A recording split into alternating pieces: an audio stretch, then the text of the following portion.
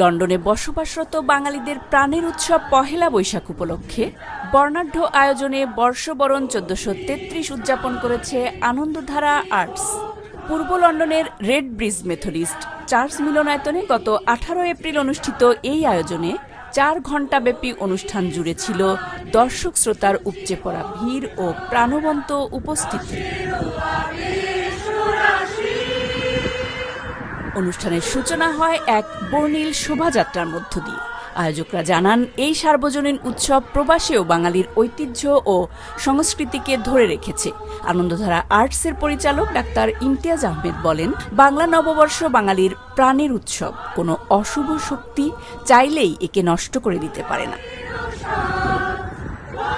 এবারের আয়োজনে বিশেষ আকর্ষণ ছিল শিশুদের পরিবেশনা, যেখানে ষড়ঋতুকে কেন্দ্র করে সাজানো হয় গান ও আবৃত্তি।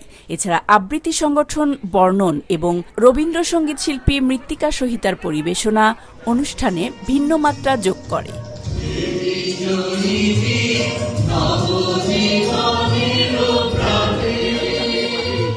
সবশেষে আনন্দধারা আর্টসের শিল্পীদের সম্মিলিত গান, নৃত্য ও আবৃত্তি পরিবেশনা দর্শকদের মুগ্ধ করে।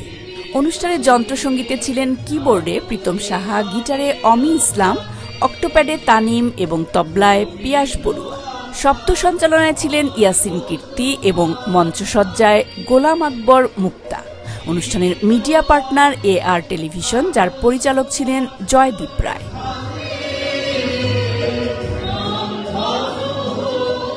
সবশেষে উপস্থিত সবার জন্য মঙ্গলময় ১৪৩৩ সালের শুভকামনা জানিয়ে অনুষ্ঠানের সমাপ্তি ঘোষণা করা হয়।